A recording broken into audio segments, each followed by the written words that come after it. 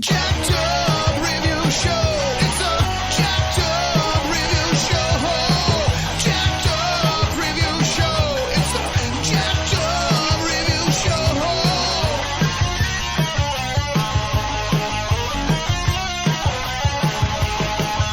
Join us as we cover many an insane movie and numerous cult TV phenomenons. Are you ready to get jacked up? Are you with us? Then listen on. Listener discretion is advised. It's a Jacked Up Review Show. It's a Jacked Up Review Show. Jacked Up Review Show.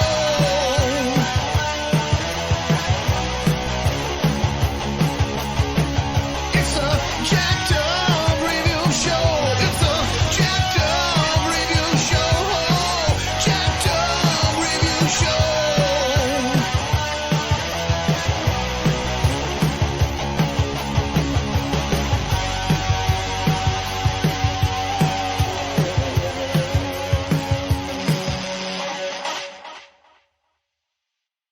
Welcome, head honchos. It's time for another special stunt performer, choreographer, filmmaker, and martial artist. We're tackling Donnie Yen tonight. And here, to join me here is Michael Scott, no relation, from the Adkins Undisputed podcast. How's it going? That's terrific. Just talking about one of many just cult figures who has a pretty solid resume, and just I never knew he had this big an array of martial arts. I thought it was just, Wing Chun or Tai Chi, and that was it. And it's like, no, I looked it up today, and I was like, man, he knows more than just that, and even Wushu. He knows different styles of Hapkido, Taekwondo, it's like kickboxing. So I always let the guest begin. What was your introduction to Mr. Yen? So it would have been, I can't even remember what the first one I saw would have been. It probably would have been either Tiger Cage or In the Line of Duty 4. It would have been early 90s when I was getting into anybody that's listened to me on Adkins knows, I am a massive fan of the Hong Kong New Wave. And so in the 90s, when I was getting into all of that, I was trying to just absorb every Hong Kong movie I could get my hands on. And so Right. it would have been either Tiger Cage or In the Line of Duty 4 would have been the first ones that I had seen. For sure. Like many of the other people on the show, the first thing I saw him in probably was either Shanghai Nights or Blade 2. So just a typical co-production, England or America. But yeah, I mean, it wasn't long before, a lot of his movies were already redone by, the Weinstein Company for Blockbuster and under different names and everything. So I saw plenty of other ones, whether it was on YouTube, Spike TV, or just rented them, like, Iron Monkey. At that time, YouTube was even more kind of easygoing, so it wasn't uncommon that you'd see a movie on there, uploaded in 10 parts. So, I saw Flashpoint, Killzone, Ballistic Kiss. It really didn't take long to just kind of admire his passion. I remember seeing him in a wacky interview for Alex Rider, Operation Stormbreaker, which is based on some actual series of books, and it's been redone a few times. And he just had the nuttiest hair when he was just... He had just some weird kind of dreadlocks or something. It was all blonde and everything. I was like, oh, that's wild. Very passionate dude. But Yep. so yeah, pretty straightforward. You just saw a lot of the Hong Kong films that were readily available, and Yeah. And by the time I saw Iron Monkey, which I had seen long before it got released here in the US in the sort of butchered Weinstein version. But by the time I saw Iron Monkey, I was in. That was it. I was going to be a Donnie Yen fan for life after seeing that one. Absolutely. Now, there were a few of his movies I wasn't like a huge fan of, and for a while it seemed like clearly he didn't disappear, but I saw a few movies where he was just kind of part of an ensemble, And so, but then, by basically the mid 2010s, he just starts picking it all up again, doing a lot of spectacles again, doing a lot of other international productions. And I never thought he would be part of even Highlander or Star Wars, franchises. Yeah, he got blacklisted. That's part of why he kind of went away. He got crosswise with Yen Wu Ping. And, I love Donnie to death, but the man's ego is not small. And so he ended up getting blacklisted for a while. Oh, no. And that's why he came over to the US to try and do, he was in Highlander. He did the choreography for a Japanese film called Princess Blade. Yeah, that's right. And then sort of in the mid 2000s, really the big one was SPL, known as Kills here in the US. That was like his return to Hong Kong. But that one Wu Ping, however he left it with him, just was very not well received. That's what I'm getting from this. That's a shame, because I would have thought they'd be on the same page and similar kind of passion. But what can you do? Well, and they've clearly buried the hatchet. They, Yun did the choreography for the last two Ip Man movies, so they've clearly buried the hatchet. But yeah, for a while there, it was Donnie was kind of a little bit of a persona non grata in the Chinese film industry. Bummer. What can you do? So I was able to study up on in the line of duty films. Last year, that was a lot of fun. It is kind of wild, though, how Heroes Among Heroes and Butterfly and Sword were kind of films that you would have thought would have had someone like Michelle Yeoh or Jet Li, and he was the center of that whole focus. So that was interesting. He does get to face off with Michelle Yeoh, let alone be a co-star a few different times, like Wing Chun. So I thought that was interesting, because that movie especially just kind of shows how back then he was typically the go-to supporting guy, just like Once Upon a Time in China 2. What's your take on his, when he first kind of gets into kind of choreographing and coming up with the stories for a lot of his movies, like Ballistic Kiss and Legend of the Wolf? I think I actually really, really like Legend of the Wolf. That was I actually just rewatched that one today in preparation for this. Paper thin story, absolutely paper thin story. But I think it's got some of his just most like blistering choreography. But I don't think he's a terrific director. He directed Ballistic Kiss and Shanghai Affairs and Legend of the Wolf.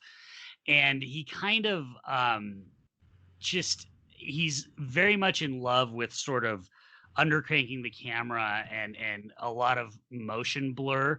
And I don't love that. I think Legend of the Wolf is the best of those. It's been a long time since I've seen Ballistic Kiss. I remember kind of like twice. I remember kind of liking it, but that's the one where the blurring and all of that, everything looks like it's shot through Vaseline, basically, for the whole movie. And then I think Shanghai Affairs, if you haven't seen that one, is not good. Not good. It's not one of my by any means. Yeah. Shit. I know I was kind of disappointed. He was back on a roll when he did, Killzone and Flashpoint back to back. And then I see him in Painted Skin and Dragon Tiger Gate and even Seven Swords. And I just kind of thought he fell too much in kind of the same kind of deal with his late 90s average. Just too much in love with his premise and kind of delivering on very little. But I mean, he does have a few gotcha moments on every movie, good or bad. So that's kind of the other wacky thing, kind of like Jackie Chan, where it's like, well, there was at least one cool stunt, or one. Yeah, right. I mean, you're still watching a Donnie Yen movie, no matter what. Like no matter how bad it is, it's still a Donnie Yen movie, and so there's still always going to be at least something to take out of it. Mm-hmm. I remember, I think The Lost Bladesman. Oh, I lose you. No, I'm here. I'm here. Okay. Sorry. Yeah, it was either The Lost Bladesman or 14 Blades. I just remember just there being some outrageous like sword kills. He's getting like shanked a few different times, and he just like literally just decapitates like 5 people in a row that are coming at him. I'm just like, man, okay, that's wild. Yep. Yeah. No. And I mean, his choreography is especially when he's doing a lot of it himself is really unmatched. I think he's one of my favorite action directors and choreographers, above and beyond what I think of him as an actor and enjoying him as a screen performer. Behind the scenes stuff, he's also one of my favorites. I get very excited when I see that he's doing choreography or action direction on something. Right. And then it's kind of wild how Kung Fu Jungle and Special ID got a lot of attention because he's just being a hard-boiled kind of cop, and it's kind of a send-up of popular movies like Infernal Affairs and Hard Boiled, and he's kind of adapted just numerous other kind of formulas nowadays. You really don't know what he's going to do now. I mean, obviously he won't do something like the propaganda piece, Founding of a Republic, but he'll do some other big kind of spectacle or all-star cast kind of movie. Yeah, absolutely. And he's been experimenting a lot more with comedy, like he did the Wong Jing remake of Enter the Fat Dragon. It's not even a remake, but he's been experimenting in comedy more. He did one of his most recent ones that I enjoy quite a bit is Big Brother. I don't know if you've seen that one, but I need to. It's like he's like the substitute or something.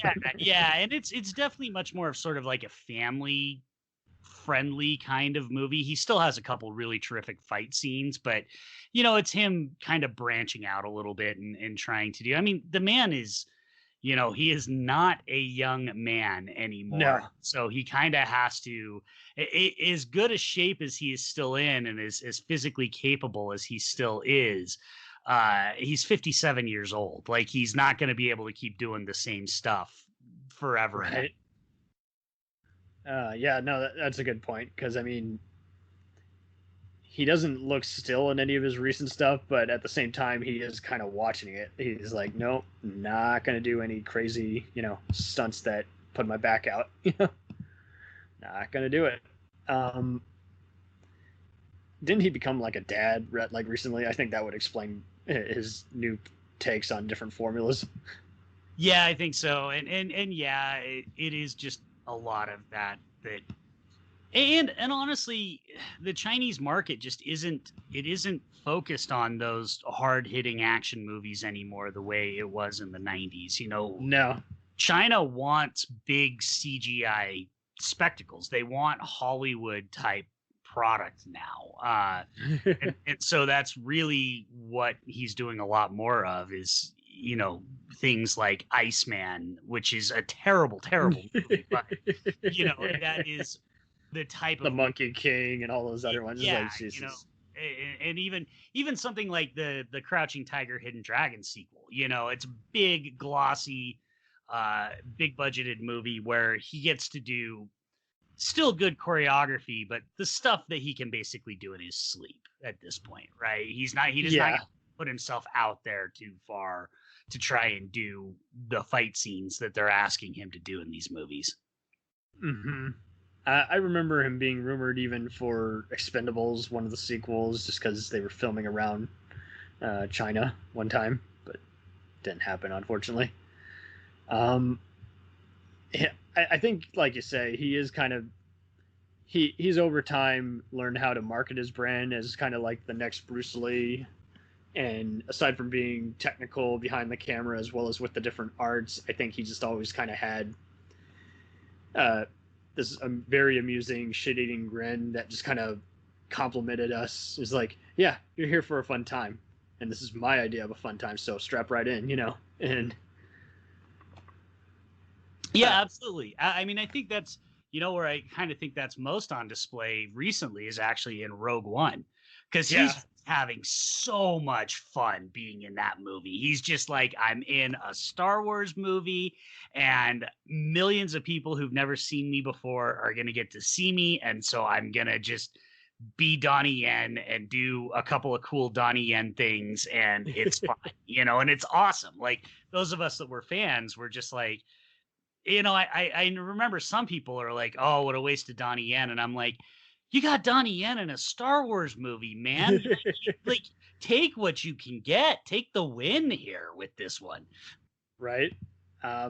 It was a pleasant surprise, and it was cool that he brought like another key Hong Kong co-star along with him. And like you say, he's just known how to pick various people's brains and be in just the most unusual kind of movies like the Twin Effects, and even this. He's often been labeled as the best part about Triple X Return to Zonda Cage, and I can't blame him, because he's kind of having a lot of fun there in that shit-tacular movie, Yeah, I mean, he's definitely embraced the business side of things, and I read up that his sister's also a martial artist who's done a lot of independent movies here in the States, so that was kind of a fun read. Christian. Yeah, I did not know that until I was researching this. I thought I knew pretty much everything there was to know about him, but I did not know that. So that was a new thing to learn. So that was cool. Yeah, it's wild how he kind of traveled back and forth between Hong Kong and the States, settling in Boston. That was a fun read because, I always because he just started out doing so much Hong Kong, I figured that was where he was based for the most part. I was like, no, it was kind of a bit of everything. Move around and. Well, and that's actually one of the things that really helped him, I think, a lot, is because he's always been fluent in English. So Yeah. he was able to transition to working in Western films, I think, easier than, say, Chow Yun-fat or Jet Li was able to, because Donnie's always been fluent in English. He grew up in the US, so he was, very familiar with that kind of stuff, which I think is why he was able to work behind the scenes a lot easier than some other choreographers and stuff that tried to make the transition to the West were able to. That's true. I mean, yeah, you definitely saw Wan Wu Ping was just like, okay, 3 more, movies in the States, then I'm heading back, because you guys are just gonna ruin it with a bunch of crap CGI and everything. And I think, like you say, Donnie Yen just kind of went movie to movie and just kept picking enough people's brains along the way, despite the blacklisting. So, yeah, I mean, it is kind of interesting what schools he's opened up. I think that's kind of inspiring because that just kind of just shows you once again he does want to actually be a Bruce Lee type legend of this day and age. Yeah, absolutely. And he takes it, you mentioned when we started recording all of the different styles that he practiced. And I think it's because, one, I think he gets bored because so much of this stuff seems to come so easily to him, which isn't to say that he doesn't work his ass off, but he's very clearly physically gifted. He seems to be one of those athletes that can kind of just pick up stuff. And so I think he gets bored. And so then he moves on to learn something new, but he also clearly wants to stay kind of on the cutting edge. Like he was one of the first choreographers in China to really incorporate MMA fighting techniques into his choreography. He was way ahead of the curve on that as far as like what he does, what he and Sammo do in Killzone, or the big one being, of course, his incredible fight with Colin Chu in Flashpoint. That is still, I think, maybe the best fight of the 21st century. Very much so, yeah. He really is trying. He wants to stay sort of on the edge here of what is effective, what's useful, what looks good, and so I think it is really interesting. He's one of the guys. He's actually on my short list of like, that cliched. If you could have dinner with anybody, who would it be? He's on my short list for that. Because you mentioned he picks other people's brains. I just want to pick his brain. Like I'm just so fascinated about the way he views fighting and choreography and acting. I think he's really an impressive dude. Yeah, absolutely. I think that's a good point too, that, I mean, he does kind of have a sports kind of audience because, reading up that he's, he never misses a UFC, tournament, pay-per-view event, and he kind of always just kind of has that to his character. His character's unpredictable, and then he inserts those various kind of mixed. It might as well be Krav Maga, because he will always do a mixture of street fighting and cage fighting kind of scenarios, let alone boxing and fighting styles. So, like to say, I think he bit off more than enough to chew, and like you say, he always has to challenge himself, do a charity event or something, because what everyone else is still, for whatever reason, just behind the curb and seems to think is new. He's like, oh honey, we've been doing this for 2 decades now, get with it. I do kind of get that just from him. He just has to take something that's like, well, never done it before, I'm saying yes to this project, let's do it. Yeah, I mean, he taught, he studied parkour, like, Really? just because, why not?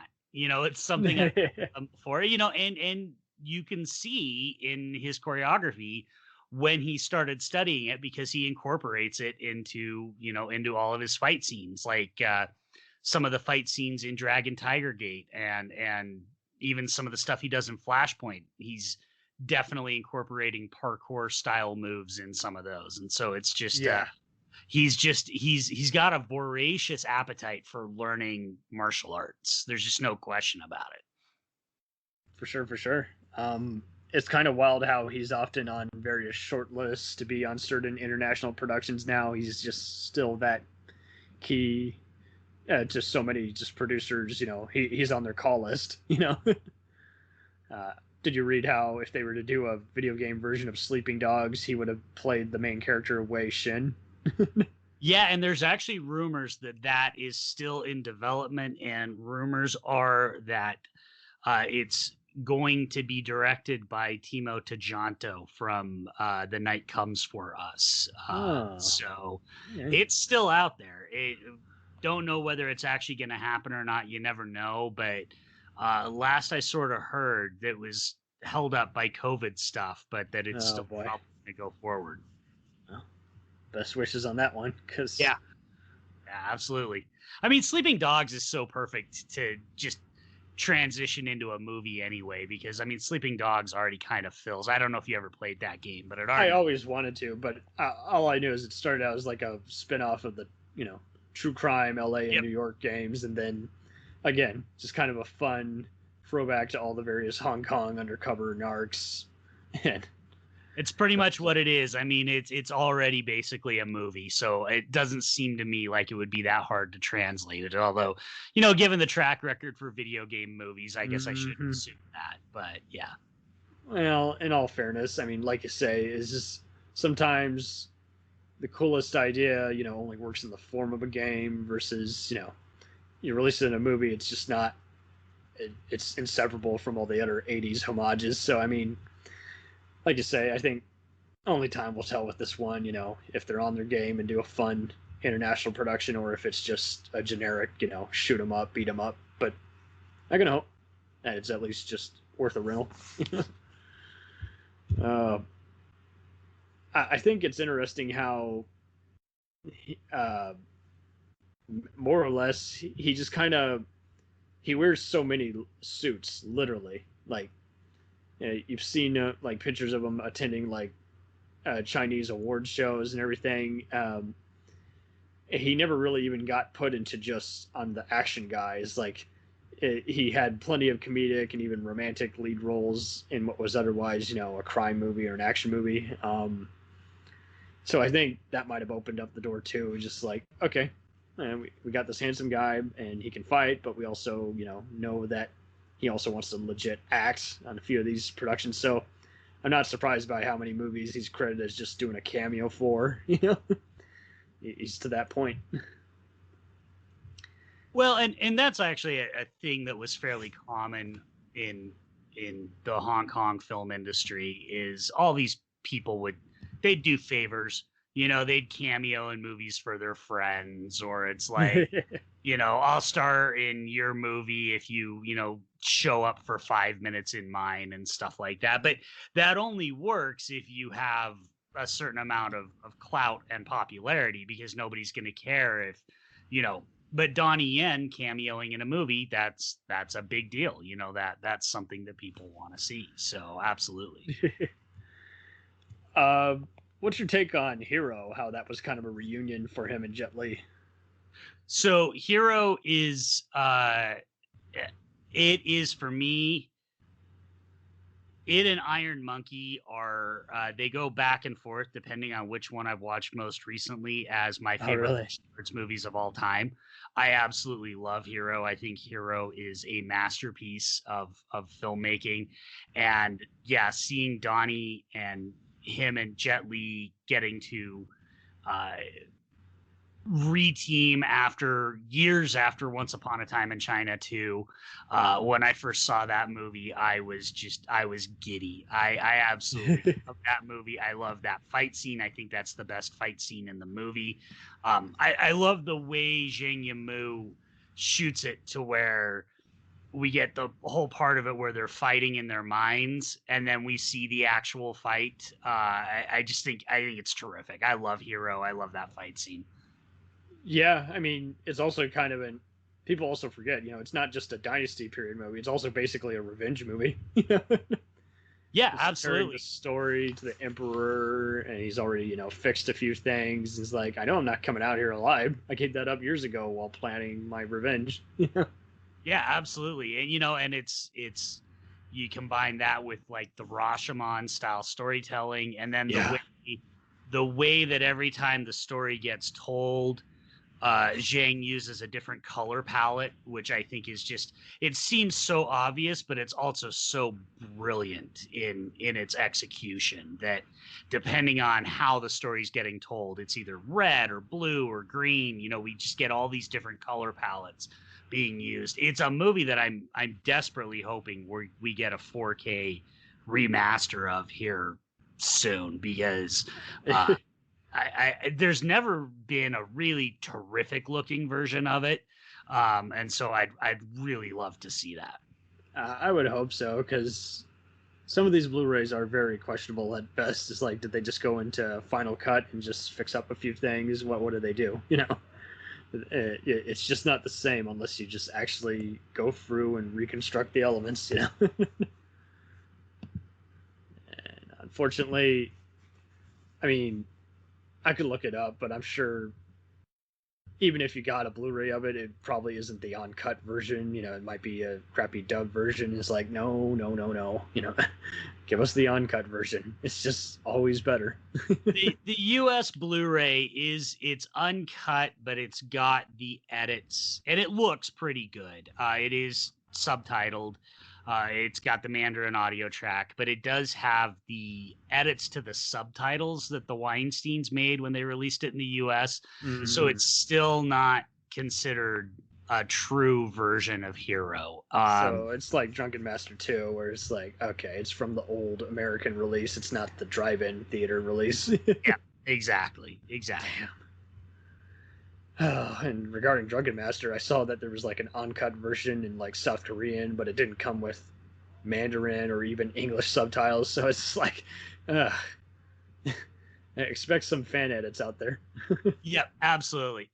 Well, there is that guy that does Hong Kong Rescue, who does fan restorations of movies. Oh man. And he's got a Drunken Master 2 that's a fully restored Drunken Master 2, which I don't know. Warner Archive just announced that they're releasing that one, and so I don't know how good that version's going to be. But until that comes out, this fan version is, the best version out there, no question. Yeah, and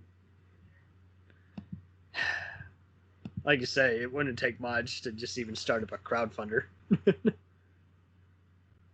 Yeah, absolutely. The biggest problem is with a lot of these Hong Kong movies is Hong Kong gave no shits whatsoever about preservation and archiving.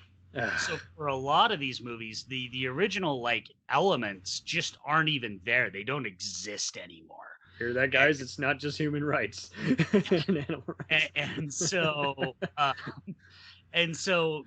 and because of the way they went global, the rights issues for so many of them are just a mess. And unfortunately, the Weinsteins bought the rights for so many of them, and with that company being in complete and utter shambles, because Harvey Weinstein's a monster, there Yes. is a lot of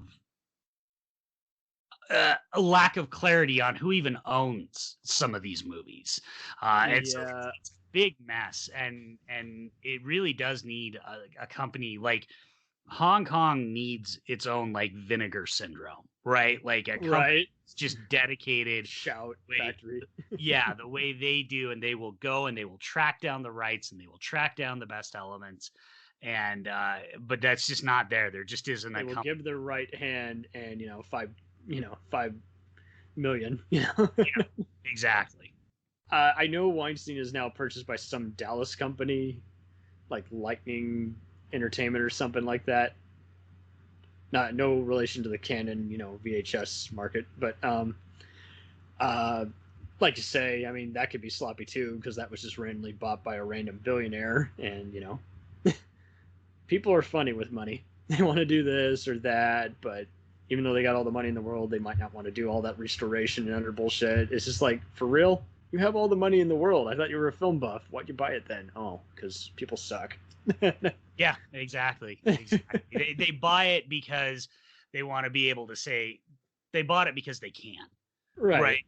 They want to be able to say they care because they, I bought the Weinstein catalog, but it's like, yeah, if you're not going to do anything with it, then you're not doing us any good. It's like a lacking villain in a movie. It was like, I think I had that way when I was watching Captain America, like Civil War. Is like, if the bad guy kills himself, even Hans Gruber is going to roll in his grave. That's not how a villain goes out, Exactly. And so for someone with all the resources to just be like, I'll do it when I feel like it. It's like, what? No. Yeah. Oh, so I guess since you are the martial arts expert, and I don't mean that sarcastically, you've really done a good job of tracking down just various movies and the history that went into them, as well as how they changed both theatrical and video markets. Where would you rank Yen compared to all the other like commonplace martial artists and actors, like from the greats from the 70s like Bruce Lee to today's greats like Statham and Scott Adkins? I think I've probably got to rank him if we're sticking with martial artists. So I'm going to rule out guys like Chow Yun Fat. Or Denzel, who studied just for like 5 movies when the time comes, Right. Guys who have actual legit martial arts skills. For me, I would rank him third. I would still rank now and forever. I would rank Bruce number 1. And then I would have to put Jackie Chan as 2. I just think even though I actually personally I prefer Donnie Yen to Jackie Chan, you got to put Jackie Chan as number 2, and then I would actually put Donnie as 3. I think his late career resurgence.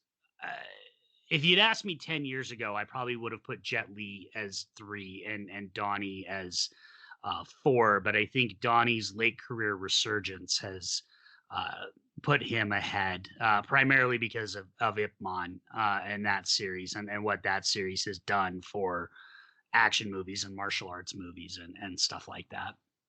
Yeah, that's a very good point, because Jet Li, he was the shit growing up, in the 90s and 2000s. He was everywhere. There was always, much like Jackie Chan, his movies were by various American studios or international studios, so it wasn't uncommon to see his films playing, every Saturday, weekend on, FX, TNT, even Spike TV. I would gladly suffer through the dub version just to see him kick some ass. Like you say, it seems like Yen just kind of just has just done enough, just kind of comebacks here and there, to just kind of justify a high ranking. And don't get me wrong, I love Jet Li, but I have been very disappointed in some of his recent efforts where a lot of his English has kind of gotten worser as time's gone on. He's been in other ensemble movies, like some of these throwbacks to Crouching Tiger and Legend of the Red Dragon, which he did, and, Swordsman 2. And, he just didn't even seem all that interested in the Expendables sequels. And so it was like, man, did someone piss off Jet Li? Well, and some of it, I don't know if you know this, but part of that is he's actually very, his health is very poor. He has, yeah, he has hyperthyroidism, and it's basically forced him into retirement. And so and I think it was affecting him during some of those later movies. And so, it's not his fault, but if we're doing a ranking, I do have to factor that in and say how you look on camera versus. Well, yeah, and factor that in and say, well, yeah, it does suck, but he also didn't make Ipman. And so it is one of those things where it's like, I got to give Donnie the nod over that. And I mean, there's a ton of other guys, but I think Yen has been so consistently great throughout his career, and so like we talked about, being on the cutting edge of martial arts and constantly incorporating new styles and new techniques into his stuff. I think he's an all-timer. I just, for me, he's, like I said, Bruce will always be number one. I think you got to go with Jackie's number two, and I am confident and comfortable ranking him as number three. I couldn't agree more with you, because I mean, he kind of had the international recognition of Andy Lau, but there's still some people who probably don't recognize Lau right away.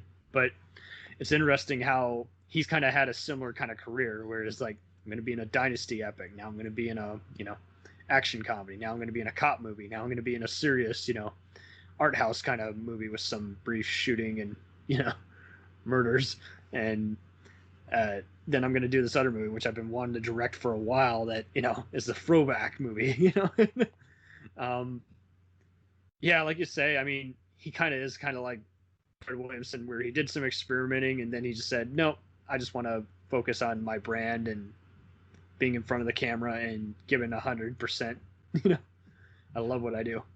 Well, and that's the other thing that I think makes him so great, is he does understand branding, and I know some people criticize him for that. They look at something like Dragon Tiger Gate, where he's just constantly striking all these like preening poses and stuff like that. But I mean, that is his brand. That part of what made Donnie stand out amongst his contemporaries was the way he could just like naturally. I said this on another podcast. I said this about Jason Statham too, because Statham does the same thing. They can just naturally cut like comic book poses.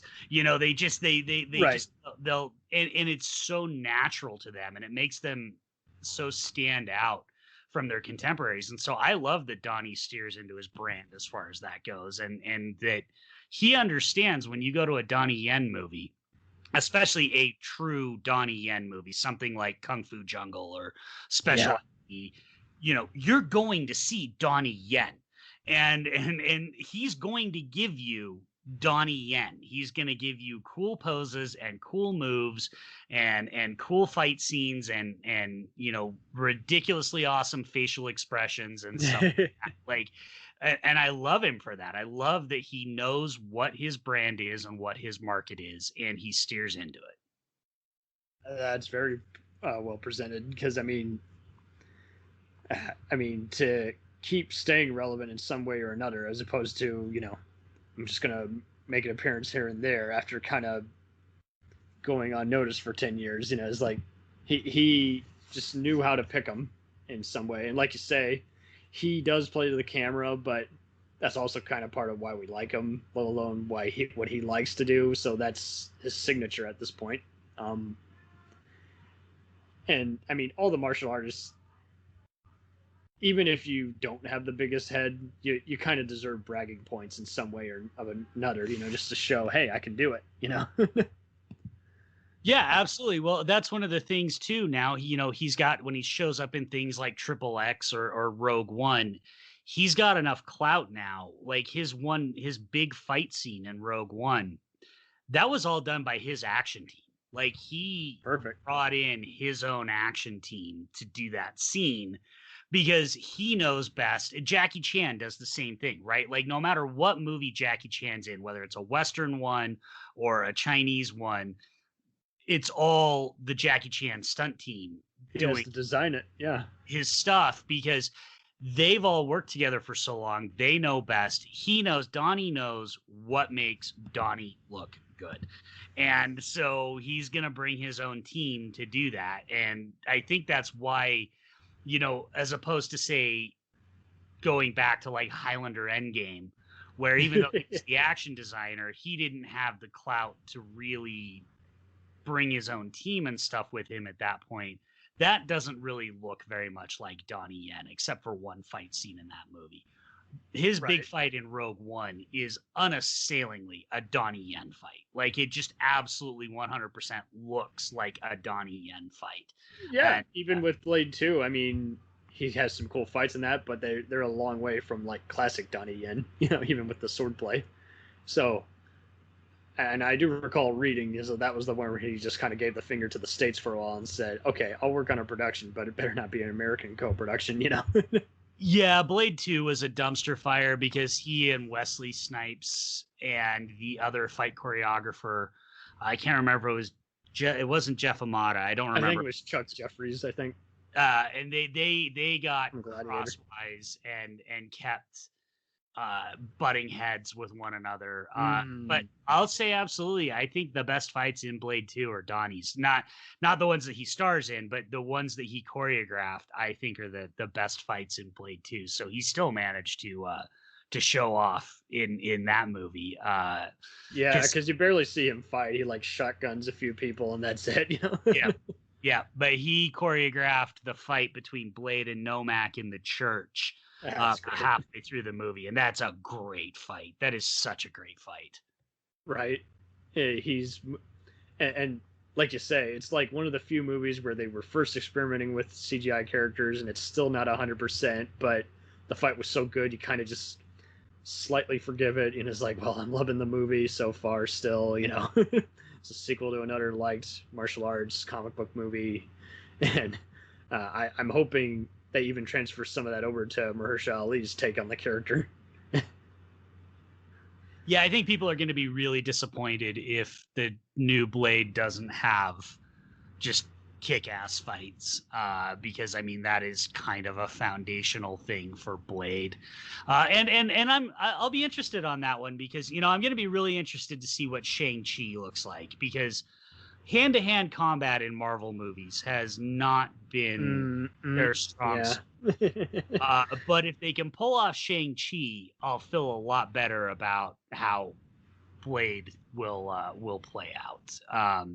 Yeah, Marvel, even seeing that one video someone did where they kind of remastered a bunch of stuff, they made it even more violent. Like Captain America is actually decapitating people with a shield, and it was like I think the name of it was the Marvel Universe made R-rated. And yeah, there's definitely a lot of those. Is like you can tell they shoot just so fast in Atlanta for reshoots and everything, and it's like, yeah, but the action's why we come to these movies. I think you can do it a little better. Instead of having CGI Black Panther and America running through a subway. Yeah. Well, and it's also previs, and previs is super valuable for fight scenes, but it's all so. It just I find so I'm an avowed MCU guy. I love all the movies, but the hand-to-hand stuff they just still haven't, and in spite of the fact that it's people like Sam Hargrave doing it, I feel like the directors haven't really quite figured out how best to highlight that, because you mentioned it, the last fight in Black Panther between T'Challa and Killmonger is just, it's egregiously terrible. And there are some good fights in Black Panther earlier in the movie, but that last fight is just egregiously terrible, I think. And, I remember it being compared to The Dark Knight Rises. I'm like, oh shit. and I think if Shang-Chi or Blade have fight scenes like that, at least the action fans are really going to turn on those movies. Right. Because we're way off track here, but Iron Fist, the Netflix Iron Fist, with its just astoundingly atrocious martial arts scenes, at least in the first season. And you're going, this is a martial arts character. How do you fuck up the fight scenes like this? Like, this Yeah. is a guy whose entire reason for existing is martial arts, and you don't hire a martial artist as the actor. You hire him way too late. You don't determine whether he's going to actually commit to doing the work or not. And it's just astoundingly bad, and so I think there's a lot of people that are real nervous about Shang-Chi because of that. The last time Marvel tried martial arts, it didn't go well. Yeah, I haven't watched that one yet, I must confess, but I've heard it was kind of the weak sauce compared to all the other Marvel shows, like The Punisher and Daredevil, which I saw most of, but this is like, martial arts really does go a long way, especially because it should be there to personify the character as much as it is, have the holy shit, that's awesome moments, Well, yeah, I mean, because the thing is, and this is tying it back to Donnie, this is one of the things he does so well, he understands that we'll overlook a lot if we have really impressive fight scenes. I mean, we mentioned Legend of the Wolf. That is, that script couldn't have been more than like 15 pages long. It is a nothing of a movie, but it's an hour and 34 minutes, and like 64 of those minutes are fighting. and a lot of high kicking and running around. Yeah, and it's really good fighting. And so I like that movie because I'm never going to tell people it's a masterpiece, but, if you can't at least do that bare minimum, then why am I watching your martial arts movie? As a martial arts fan, nothing pisses me off more than a martial arts movie with bad martial arts, because why do you even exist at that point? Because you're not going to sell me on the drama more often than not. And so if you can't even deliver the reason that I'm watching the movie, what are we even doing here? Yep. It seems like everything's just shot so fast these days to where it's like everyone's just acquiring other people's styles. And I always get annoyed when I see a lot of old school filmmakers who clearly haven't seen too many blockbusters. It's like, yeah, that script you're talking about, it's pretty generic, even by 70 standards. It's just like, they've done this, they've done that. It's a knockoff of this movie, which you didn't see clearly, and with movies nowadays, I think it really doesn't take much to break a movie. All it takes is just some social media outburst or a really lacking trailer. And I think it doesn't help that, trailers are done by studios who that's their job, is to sell the movie for the studios. And it's like, well, I think you can, there just was something to be said for when it was produced in studio. Yeah, absolutely. I mean, and trailer creation is an art, and I have nothing but respect for him, but it is so interesting how, social media does factor into that stuff, because it can also, a perfect example is Scott Adkins. I mean, a big portion of his career, I think, is because of social media, because he's so readily gifable, right? Like, his technique, his style, all the gymnastics stuff he does, it's so tailor-made for gifting, and that gets people interested in it. But if you don't have that kind of stuff and you're ostensibly trying to be an action movie, then the social media can turn on you and tear it down. I'll be really interested at the time we're recording this. We're a couple weeks out from the new Mortal Kombat coming out, which a lot of people are very excited about, because the trailer ruled and it's got a great cast, but it's already open internationally and the word of mouth is not good. So I'm going to be really interested to see what happens when it drops on HBO Max and people actually see the movie, whether that international word of mouth is off base, or if we're going to have a bunch of people really turn on that movie overnight. It's always hard to say because, critics in general just don't seem to like anything action, let alone comedy or fantasy related. So it's just like, well, their word means nothing to me. So now I gotta just look at the user comments, and sometimes those guys are total noobs. Bad diction and everything. It sucks. Apostrophe. And it's just like it would just go a long way to just seeing if, like you say, is it only going to appeal to fans of the game, or is it actually entertaining as a B action thriller, in a fantasy film, let alone a game adaptation. I have no doubt that it looks like they got the characters down to a T. So it's just like, what's not transitioning? Is that why they just decided, everything has to be on max because we're just not going to risk it during COVID? Yeah, it's I don't know. I'm for one, I'm still gonna watch it as soon as it drops because I think it looks good, and I'm not gonna let some and I'm also a big fan of the cast. I think Louis Tan is one of the best up and coming action stars out there. Yeah, son of Philip. Yep. And so I want him to I want him to have his big break. And so I'm certainly going to still support the movie.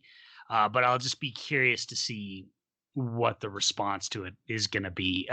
Primarily because this is sometimes the drawback to having a really great trailer, right? Is everybody lost their shit. The scene where Sub-Zero cuts Scorpion and the blood comes out and Sub-Zero freezes it and uses it as a knife. If your trailer's too good, sometimes it can backfire on you because if the movie doesn't live up to it, then people get real mad about that.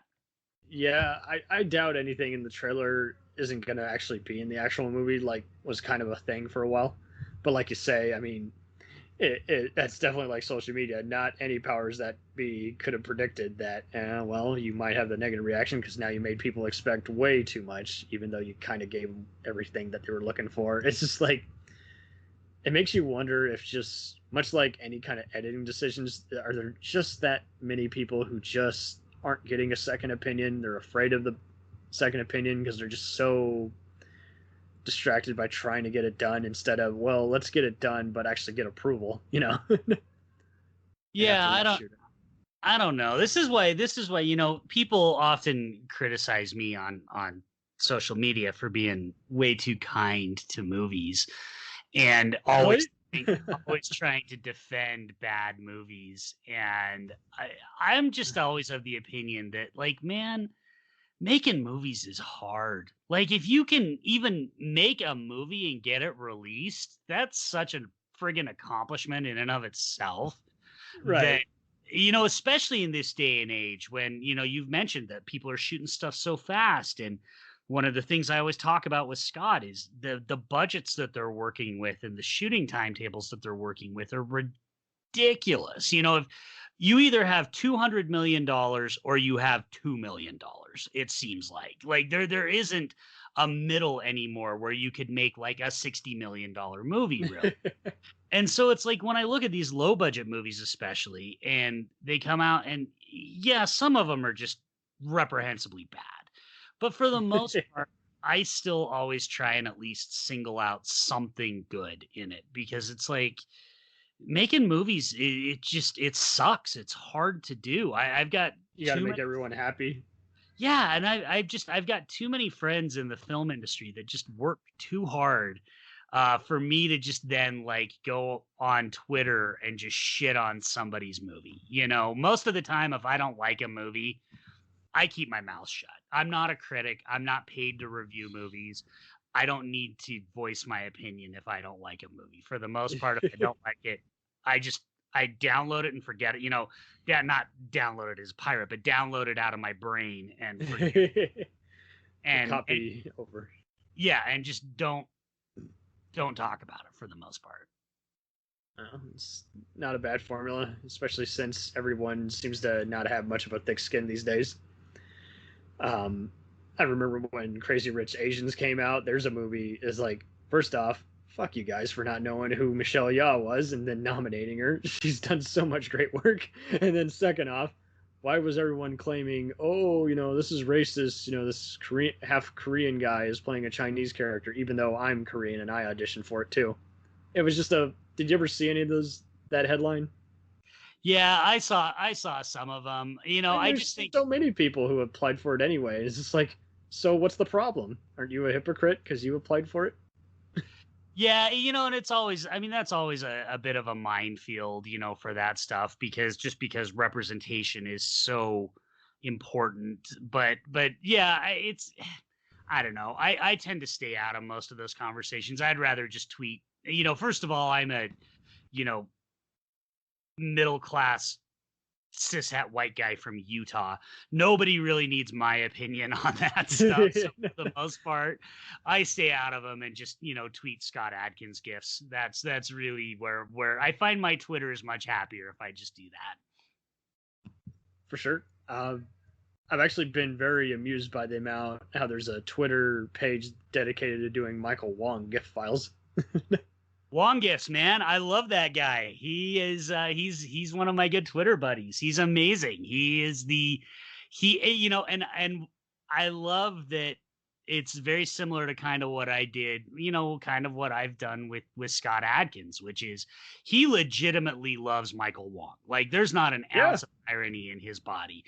And that's like his niche. And that sort of was why I started the Adkins podcast is I was like, you know, I finally just came to a realization that Scott Adkins is my favorite actor because like he's the only actor out there that I own every single one of his movies. I can't say that about any other actor on earth. And right. And so I was like, yeah, this is my thing. This is my niche. I am gonna do a podcast about Scott Adkins and Wong Gifts is the same. Like, and it's glorious because Michael Wong is, speaking of Donnie Yen movies, you know, in the line of Duty 4's Michael Wong is absolutely he's perfect. I love Michael Wong. He's such a He and Keanu Reeves get so much hate. It's like, well, have you ever heard anything bad about him? They're good for the kinds of movies they're in. Yep, exactly. He doesn't have a very broad range, very much like Keanu, but if he knows his range and he sticks in it, there's very few people that can do what Michael Wong does as well as Michael Wong does. Anyone else would play to the camera or even just kind of overdo the kind of the subtle moments. And it's like, well, since they're already subtle people to begin with, that's why they keep getting hired. You know, we want to see Wong or Keanu just kind of have kind of a rock kind of eyebrow moment and then kind of kick some ass. You know. Absolutely. Our highest rated episode still of this podcast is the Dolph Lundgren episode. Which again, Dolph is another one, you know, not the greatest range, but when he's in his range, he's great. And I mean, and Dolph's another one of those, like, how do you hate Dolph? Like, how do you... he and Arnold, they just have this very, they take it to this whole other kind of different kind of planet in a way where they just flat out, they share their culture with you. And he's really good role-wise at even hiding his accent and picking unusual movies that have some kind of interesting themes to complement all the, you know, shootouts and slugging, you know, Men of War, Hidden Assassin, you know, stuff like that. You know, those movies all have a lot of war-torn country elements and, you know, betrayal and friends close, enemies closer themes that just work for any kind of market, especially the Kurosawa, you know, crowd. Yeah. Men of War, written by John fucking Sayles. Like, like Dolph Lundgren has been in a John Sayles movie. You can't say that about very many action stars. No, not at all. I mean, Stallone can say, "Oh, I wrote my own shit." Is like, yeah, and how half of it was good and half of it was entertaining, but not necessarily for the reasons he intended, you know. And you get Dolph to rewrite an indie filmmaker's, you know, script and do just all other kinds of unpredictable movies. And he really has been just unfairly, I think, just kind of bashed just because a lot of his movies just were not widely seen in the States. They were seen in other countries like Bulgaria or Japan. But, you know, we only got them when they came to the movie channels, you know, like HBO. So it's just like, and same thing with like even his covers of his movies. Don't mistake that cheesy looking poster for the actual movie quality. It's got nothing to do with that. Well, and so many of these, he and I say this a lot about him and Van Damme's later work and Oh yeah, Scott stuff. So many of the problems with their movies are a function of budget and talent behind the scenes. Dolph Lundgren has never been the worst part of any movie he's ever been in, right? No, Like, not Dolph, even as He-Man.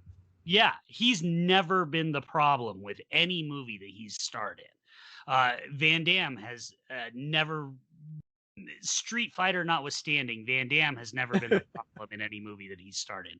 Scott Adkins has never been the problem in any movie that he's starred in. So it's like I always hate it when these guys when I see criticism of these guys, because I'm like, no, they're you don't realize how much they're elevating this already bad movie. Like, this movie would be so much worse if they weren't in it. Like, you have no idea how bad this movie would be if Dolph wasn't literally putting it on his shoulders and carrying it across the finish line.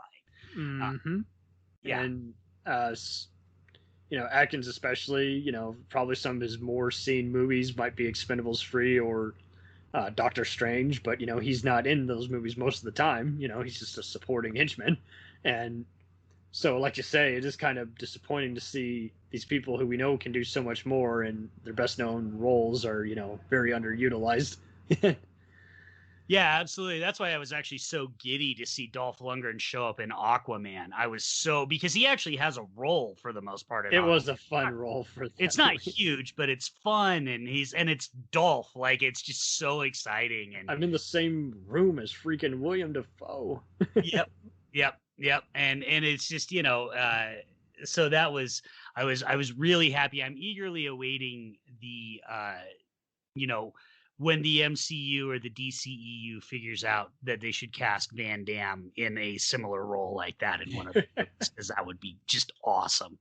And it would be able to work, because for whatever reason, Van Damme was just one of the few people who everyone checked out, even when he went to direct-to-video, just because there was just that big a fan base since the 80s, and even the same thing with Wesley Snipes. He's just always had a huge fan base, despite being interrupted by real life problems. And friend of the show, Shane Cronigan, was saying on the movie review crew when they reviewed JCVD, one of them rented it off Amazon, and it was a dub version of that mockumentary partial biography movie, and he was like, well, shit, I wonder how many people that was their way they saw that, because that is not the way to see the movie.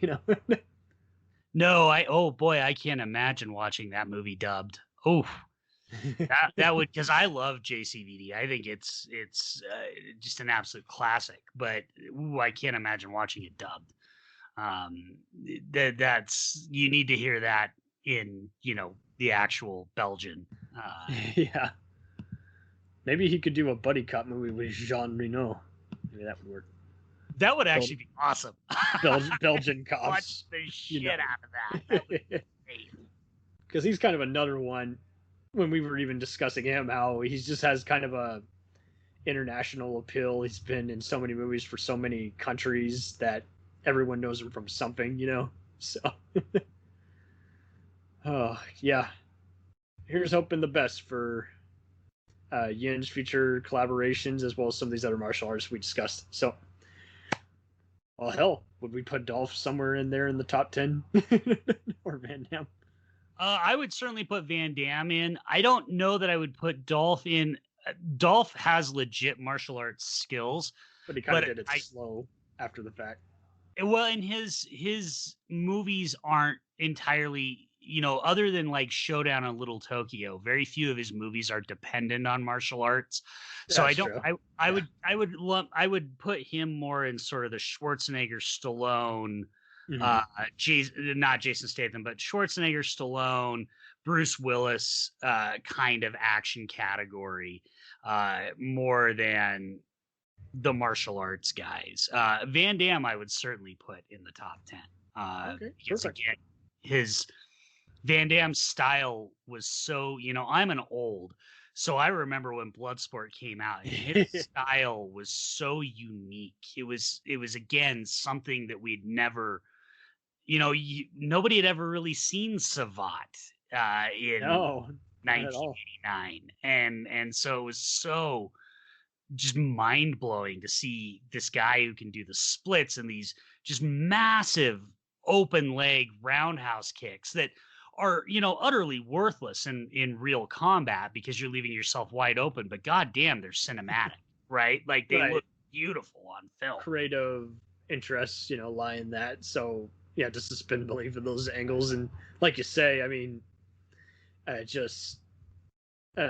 pretty much rivals Gladiator as just a total shitty production that became a great movie. Its suffering was worth it for the millions of cinema buffs got to see opening night. Absolutely. Oh, so with further ado, I will let you promote the Adkins Undisputed podcast. What can we expect next to be tackled? So we are working through. So if you haven't figured out yet by listening to this, No way. Adkins Undisputed, we are going chronologically through the career of Scott Adkins.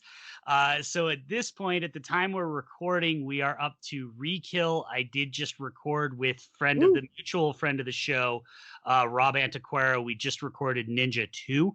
So that will be coming soon. Coming up in the next few weeks, I'm recording Wolf Warrior with the great head exposure from Twitter, Alex. He is one of the best Twitter follows out there. And then I am also recording Hercules with and this is one I'm really excited about. I'm recording The Legend of Hercules with one of my biggest inspirations for even doing the podcast, the great Outlaw Vern. So Vern is joining me to talk The Legend of Hercules. So those are the next two in the pipeline that I'm recording. So check us out if you want to know more about Scott Adkins. And the big hook for people is I am also joined every episode by Scott himself to talk about his experiences making these movies. Any promotion is good promotion. Yep. Well, and he's the guy that actually reached out to me. It was crazy. I did not reach out to him at all. He had to look up to verify. It was like, no, it's the real dude. That was my mind was blown when he did. But he's been incredibly gracious. We've had a lot of good conversations. And so so check us out. You can find it anywhere podcasts are found, and you can follow it on Twitter at Adkins Podcast. Okay, here to get some closing thoughts. I got Nick Denton to come on briefly at the very back end of this part of the recording. So, just should some kind of just final, just overview on Donnie Yen. I mean, what can we not say? He's just multiple franchises, multiple. What can you not say about the dude? And what I mean, he's probably, when you compare the big three from at least I think that we know in America, when you compare them to other places in the world. In America, you have Donnie Yen, Jackie Chan, and Jet Li are kind of like the three-headed dragon, of Hollywood cinema that came over from Hong Kong and China and the area. Donnie Yen himself is from Hong Kong, but he, I believe, is the most well-versed martial artist. Like, he is a true martial artist. Whereas Jet Li was in Wushu school, and then he got into. They actually went to the same school. Like, Jet Li was before Donnie Yen, like a little bit before, but they've actually first met at the same Wushu school, I believe. But whereas Jackie Chan is much more known for his acrobatics. They're all martial artists, but Jackie Chan's style in his filming is martial arts, whereas, Donnie Yen himself has called himself a mixed martial artist and then an actor. Like, he's taken time off. I know he's taken time off from Hollywood and movies, shooting big movies, so he can train and get better at martial arts. So he's very much the flow of movies and the flow of, like, how he does his martial arts and his training is he approaches very much the same, and you can tell from the quality of all the stuff he does. Well, I definitely said a lot of that prior, where it just, he's venting his persona into all of this, and he admires that, he loves it, but he also knows it comes with a price, and he, we were talking earlier how he was accused of having a huge ego, and One Wu Ping did not get along with him and kind of blacklisted him for a bit before they made up. But I heard about that. I was curious if you knew more about that. I really don't know much about that whole story. I was able to get Mike Scott from the Adkins Undisputed podcast to weigh in on it more. He kind of introduced me to that whole part of it, and he pretty much just weighed in how just basically just that it was a conflict of interest, not getting along, and just office politics, and they finally made up, but it was a decade later after he'd already kind of been on his own doing his own independent projects. What would you rank for some newcomer? Just like, what are the first few movies that you should see by Donnie? Oof. Well, it's just like maybe if two you Hong wanna Kong get- movies, two international productions. Just which ones? I'd probably say Once Upon a Time in China. Once Upon a Time in China 2 specifically. I think that was made in '92. He plays the commander in that movie. Right. And that is a huge, like, I believe that's the first time, I believe that was the first movie he and Jet Li were in, right? Because they have this epic fight scene in that movie. There was that one, and the one I really liked also by him, internationally speaking, was The Iron Monkey. That was the other one I liked personally by him that I just really enjoyed. For sure. Go ahead. Yeah, Iron Monkey was definitely the one which I guess introduced him to some of my family. You just watched it more. Oh, okay. Yeah, the Iron Monkey I just kind of stumbled upon, but my martial arts instructor, who I grew up by, had both my instructors were from South Korea. One of them actually recommended the Iron Monkey to me because of he was such a fan of it. Like that's what he was doing at that time. Like, that's somebody from South Korea saying, like, no, you need to watch this film from Hong Kong. So that kind of soaks me, like, okay, this is probably a good movie. And then and then when it comes to I mean, there's that, but also, do you like the other ones I also liked was Flashpoint. Flashpoint was also really good. I know that's 3, but Flashpoint was excellent. But I'd honestly say and then we get to like in America, it's a little more interesting because here's my question to you. I think got exponentially more fame and more recognition because Netflix would amp up Ip Man so much. Like, I really do feel like if Americans were more introduced to Donnie Yen, I think Rogue One was a big one for at least our generation and that stuff. But I've always kind of thought that, for Donnie Yen anyway, when Ip Man came on Netflix, like, it just kept trending. It just kept going up and up and up. And I know it was in the top 10 movies for I don't know how long. But that's where, at least I feel like, when I started talking about Donnie Yen, more people started knowing who I was talking about, or he was like no longer Snapfinger famous. When people would see him in movies, they would go, "Man," now like everybody seems to really know who he is after doing these Ip Man movies. He learned Wing Chun for that movie.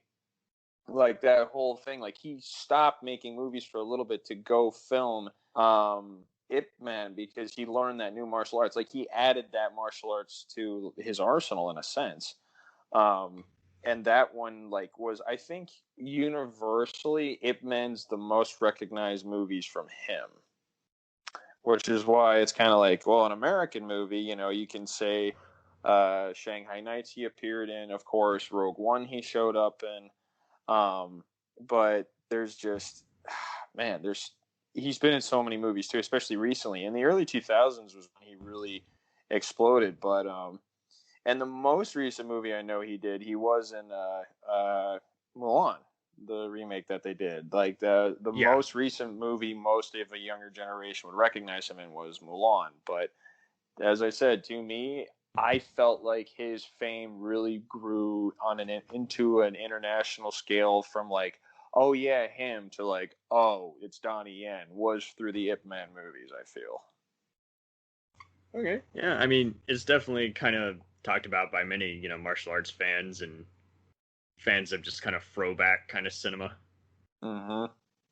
What do you feel he brought though that was different than Jackie Chan and Jet Li? That's my question. I think he kind of had the style of Jet Li, and then he would do a few occasional comedies, kind of like Jackie Chan and some of his other kin. Then he kind of, for lack of a better word, he kind of just got into a lot of the, lowbrow comedies like Stephen Chow was doing. He was doing a lot of utter leading man, everyday kind of dramas, then would sneak in a fight scene or a bit of adventure into it, kind of like Andy Lau tended to do. And that's a very good comparison, right? And then I think he just kind of had as big a head as Bruce Lee, and he wanted to be just as epic as that dude. He's like, okay, I'm gonna direct, I'm gonna write, and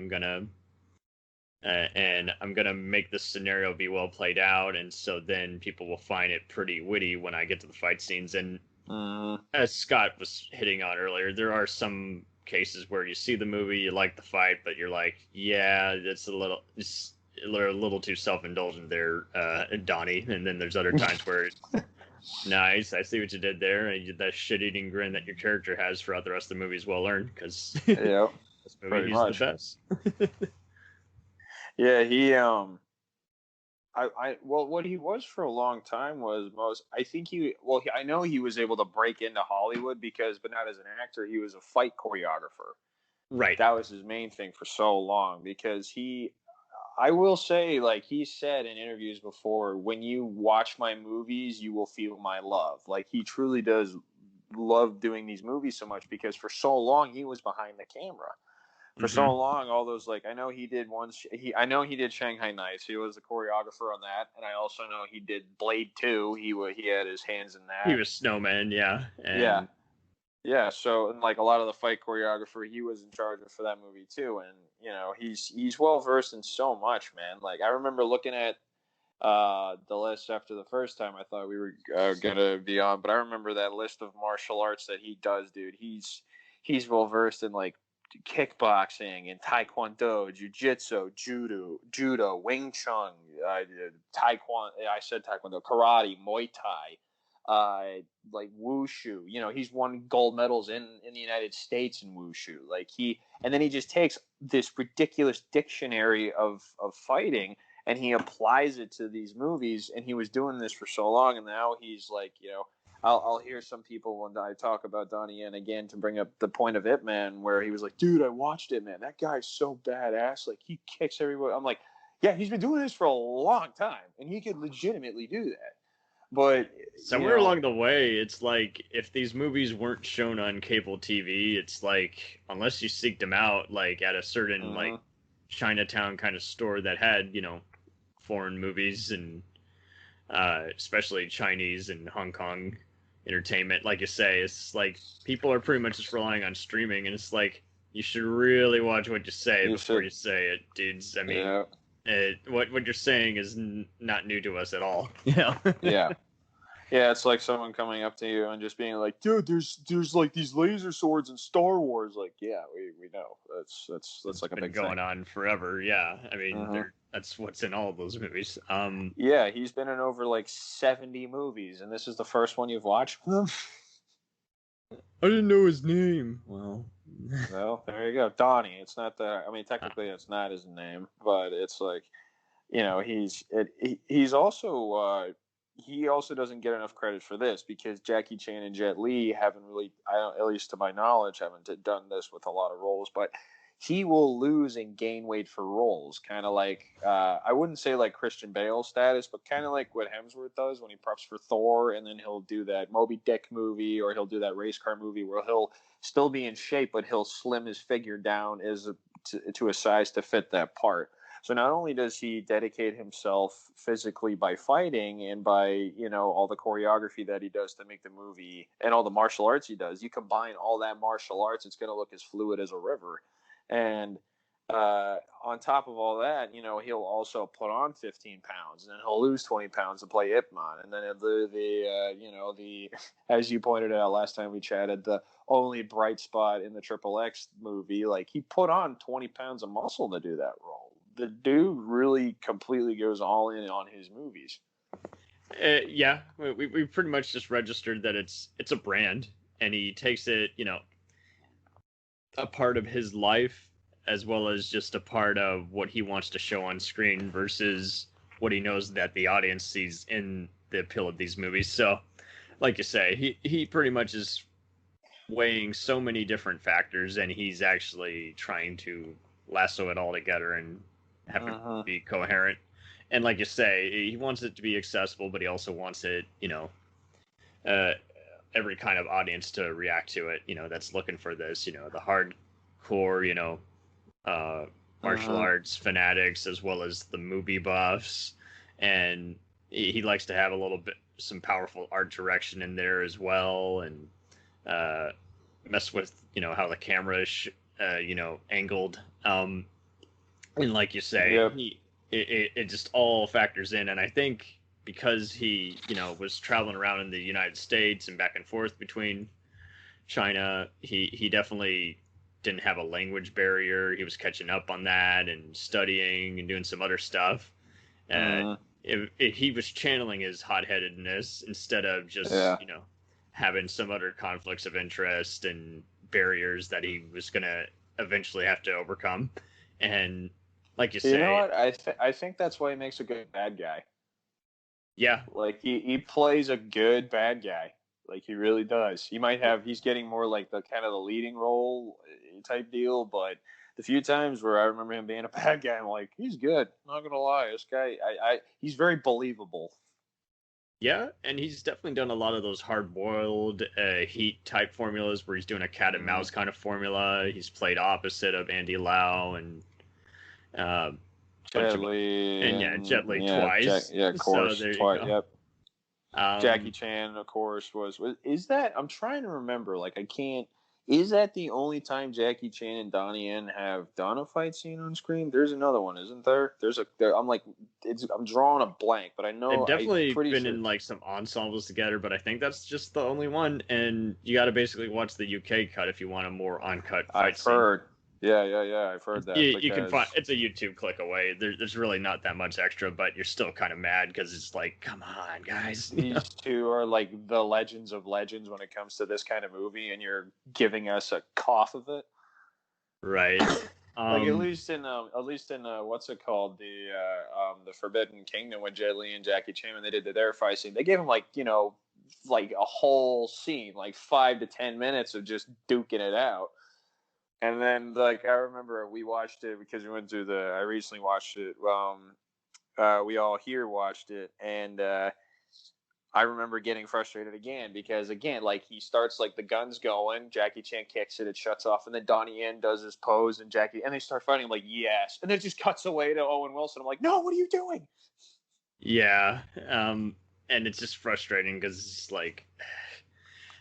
ways we don't want you to make the movie, it's just like there's just always a lot of just too much over editing, too much just back and forth. It's just like on the rewatch you kind of just want to see just the main conflict that's going on instead of all the spectators or other people just weighing in on it. It's like we know what they think. How about what we think, which is this is awesome. I don't want to miss a minute of it. I missed a Hong Kong movie though, simply because he was in for a scene. But Hero, when he was Long Sky, I believe his name was, in the opening scene with Jet Li, like that fight scene is one of my favorites that they did. Like that black and white, and then transitioning into how well that they applied the traditional formula of the wire fighting, but it was just so well done, man. Like that scene is one of my favorites that he's done. Absolutely. It's and because it's very well tied with, again, just the rest of the material that's ongoing, and also he's kind of been wasting his time with a bunch of bad movies like The Monkey King or whatever, and I just wish, like you say, he could have done something definitely on par with the Forbidden Kingdom, where it's got very little, American interference, and he gets to actually do a cool throwback of fantasy mixed with the, dystopian martial arts. So, what are two of your favorites, or two of your Hong Kong movie, two of your American favorites with Donnie Yen? Aside from the ones you mentioned, I definitely gotta mention SPL, Killzone, because again, he's embracing his atypical staging of the fights, and he uses it to build the characters. And playing opposite of Sammo Hung, again, that's just an instant win. And people don't realize that was like, what was that? That was like mid 2000s, wasn't it? That really wasn't 05. too long ago. Yeah. So that's the other thing too, is you look at Jet Li and Jackie Chan and how they were popular so much earlier, comparatively speaking. But this guy was doing movies as long as them. It just took him so much longer to kind of break into the mainstream that is over here, because that really is the deal. It's, you can have Hong Kong movies, you can have this movies. America really is like the make or break place of cinema. It is. And it took him much longer to get that done as compared to Jet Li and Jackie Chan. But now that he's going to start, I feel like there's a lot more. There's a lot more coming, to say the least. Very much so. And again, I think Rogue One was just a cool addition, because you've never really seen Force wielder like that. We were so used to it. Oh, it's always a Jedi. It's always got to be a Jedi or something like that. Agreed. And then you have this. It was almost like it's almost like they had what were they called? The Knights Templar. Right. I think it was during it's like, like they're the Jedi. Well, it's like, well, yeah, but other people could wield swords and shields and stuff like that, Pretty much. And it was cool that they brought another key Hong Kong actor who had been in a bunch of war and dramas to be his buddy as well. And I thought that was a cool touch. But then, more or less, Blade 2 was definitely my favorite of his American and British, productions. Dude, Shanghai Nights holds up, in my opinion. I know it's not for everyone, but as we were saying with Jackie Chan, compared to how they handle, again, just some of his other movies, I feel like some of the comedy at least works. Again, sometimes, it's kind of hit and miss, but Yeah, there's plenty of gags that totally fell in that one, and they could have at least brought Lucy Liu back, but they didn't, and it was just like, okay. No, they didn't. I was like, well, it's still what'll sell, not as much as what'll make a good movie. Right. I would never put it at the top of Jackie's, films, but I kind of take but it's fun. You want an enjoyable time watching a movie, you watch that movie, But that's I think when Donnie Yen starts doing more movies like that, he'll be more. But he will, I don't think he will kind of go into like PG or PG-13 kind of movies like that, except for when he would do Star. But that's not really his area and style. He pretty much wants to do something new and different every time, instead of get comfortable with each sequel. He wants to have a different kind of predicament, and he's not here to play a game of favorites. He's not here to be an elite. He's not here to be, even play it safe, Mm-hmm. He wants to work with new and different people, and sometimes, you kind of can't blame him for doing some of these random cameos, because he's like, hey, it's okay to make a little extra money on the side and not do all the heavy lifting this go around. Yeah, exactly. Well, it's almost kind of like, in a sense, it's like testing a joke. When you make a joke, it's how do you know if it works? You try it.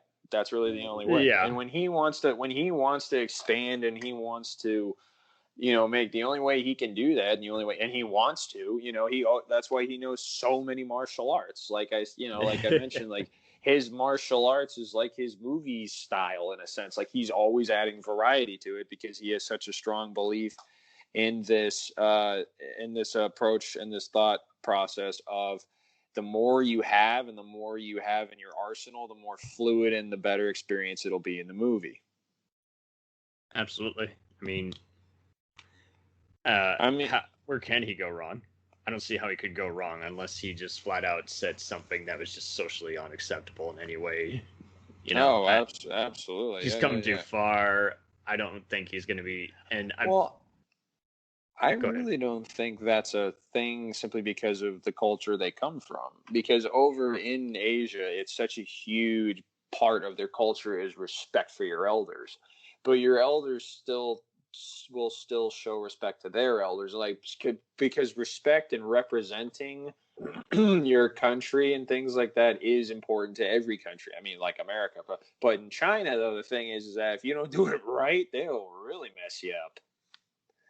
And it's just that kind of that extra level of respect that's why their careers keep going so long. Like, you never hear about horrible things with Jackie Chan or Jet Li or these, because everybody's a person, everybody has their qualms in life. But I really believe, as I've said in the last one, like, their balance with martial arts into their life and their movies and everything is what keeps their careers going so well and going for so long.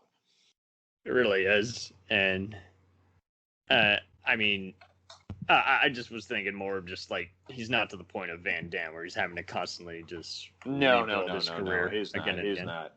But Van Damme destroyed his career to start with I believe it was drugs, man. Like, he just couldn't. It was either he couldn't keep his nose empty or something along those lines. But he had his own personal demons that he couldn't really conquer because the fame got to his head. But Donnie Yen was famous before he even went into movies because of his martial arts experience. But that was more of like a local thing, kind of like everybody here knows who Brock Lesnar is, or like who, like a lot of us know who he is. But I'm pretty sure, like but even when he was in the UFC too. But that's kind of more like a local thing known. And that's how he was as a martial artist. Like, everybody knew who he was on a martial arts standpoint, but he kind of like everybody knows Michael Phelps was a swimmer. But Michael Phelps will also pop up in commercials and stuff. Is he an actor? No, but probably helped. And when it came to Donnie Yen, his martial arts certainly helped him out there. But it's I being naturally a martial artist first more than anything, like, it really is hard to fathom how much martial arts that guy has experience-wise, because he's not just some chump. He doesn't go in like, I learned Taekwondo for a year and I'm good. Like, no, he has a 6th degree in Taekwondo. He has purple belts and black belts in like judo and Brazilian jiu-jitsu, and he studied parkour even, which I don't know if that's a martial arts, but it makes you look better in movies. And then when he came to the U.S. to do all the fight choreography stuff, and that's when the UFC and like MMA specifically started to like explode. So he really got influenced by that, I know. But the big one, of course, was Ip Man again, and that the main reason why I say that is because he worked his ass off for that movie, and he studied Wing Chun under Ip Man's eldest son, Ip Chun. Like, he knew it beforehand, but he went to his eldest son, and for 9 months he trained with just that guy to get this role done right. And he since then, Ip Chun has praised him, his skills as a martial artist, like how he said that Donnie Yen grasped Wing Chun faster than anybody else he'd ever taught. And imagine how many people that guy has taught. Yeah. Students, returning clients, other people who don't take it seriously, but it's great payday. And so, yeah, for him to say, hey, I'm going to teach, again, a well-recognized and talented movie star, and I'm going to have him, again, he doesn't want to, it's a win-win for everyone. He wants to do the real story proud. He doesn't want to just claim, I faked it for the movie. He wants to actually learn it. He wants to get to know the guy better and invoke some of that into the biography. Yeah. Well, it's got to make so many people proud. Another thing, right? Another thing I I realized or learned recently about him, I'm just remembering it now, just chatting about his life and growing up. He was a bit of a rebel when he was young because he had, like a lot of, I'm guessing, people in China with, how that it's honestly like a stereotype, how hard the parents are on their kids and the expectations they hold on them. Mm-hmm. It was the same thing with him. And, but I think it was his dad was a musician and like a scholar, but You his must mother play, was practice. yeah, practice. exactly. But his mother was a wushu, was like a wushu instructor. Like I think she somewhere in Boston, but I want to say she's like the founder of Chinese Wushu Research Institute in Boston. Like that's how much wushu's ingrained in him. But yeah, when he was because he lived in Boston, he actually joined a gang in Boston, like at a freaking Chinatown gang in Boston. Yeah, exactly. I'm like, no wonder he could play a rotten little shit sometimes. He was like, he would always do, he would go around. It. Yeah, but he would also go around and he would like exchange martial arts knowledge with people as well. He really, his main thing is his movies and his approach to fight scenes in his movies is practicality. He fully believes the full on best approach to fighting in movies is the practical approach, which is why he was known in this little gang and stuff like that as like a street brawler.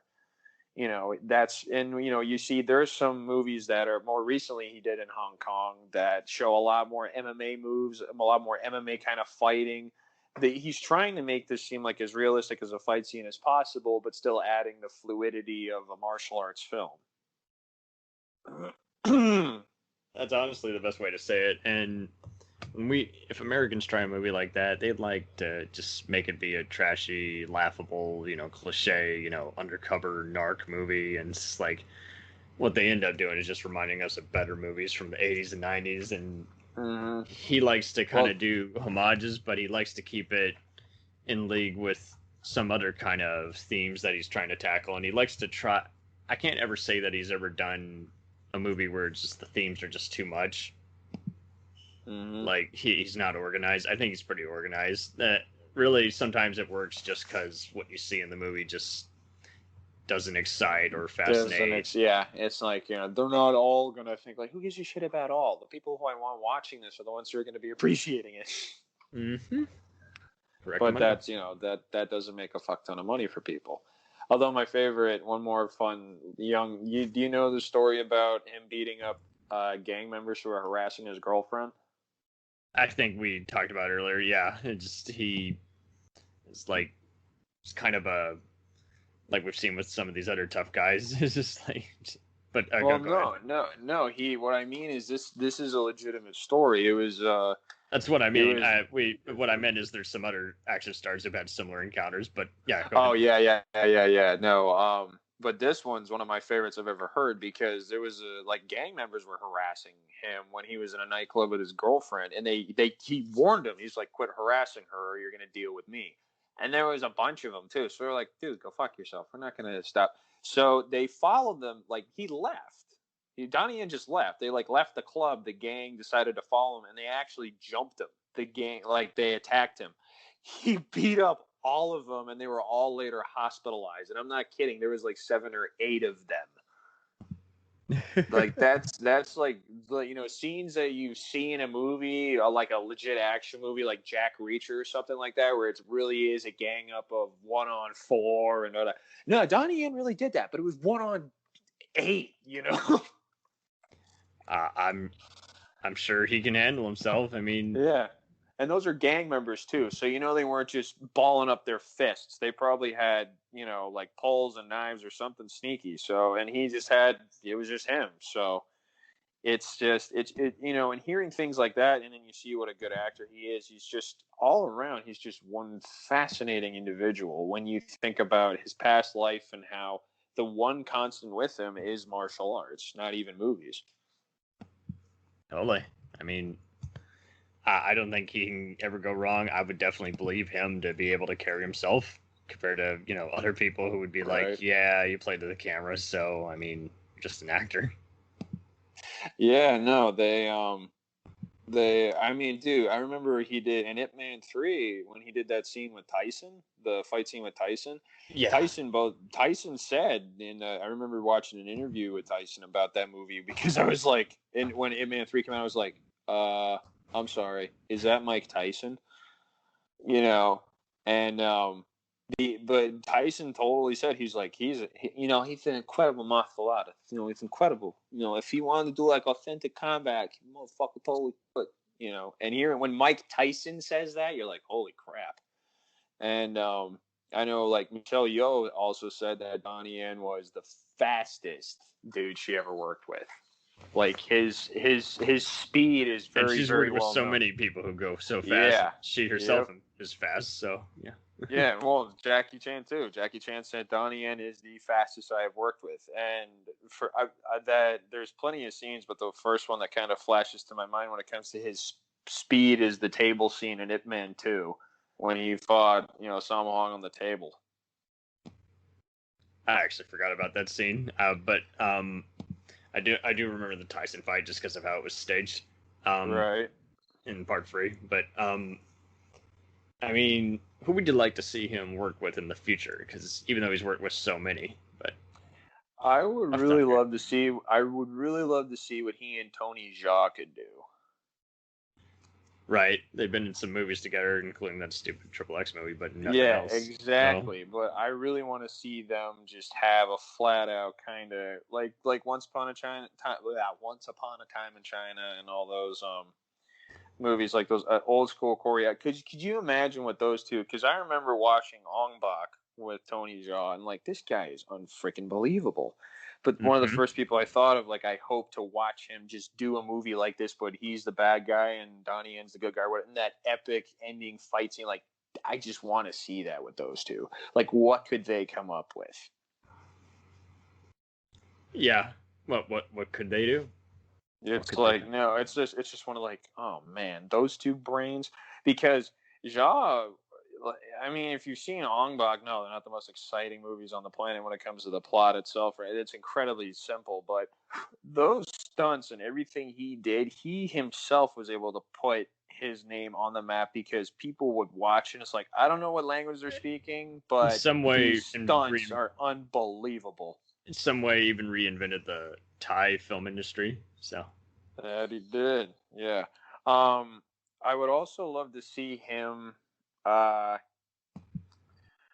to think of like more kind of like up and coming martial artists, because that movie coming out, that Marvel with the 7 rings, like Shang-Chi in the 7 rings or something like that. That trailer I saw, that was one of the few I haven't read comics wise, but I'd love to see him in movies like that as like a trainer and stuff, but more along the lines of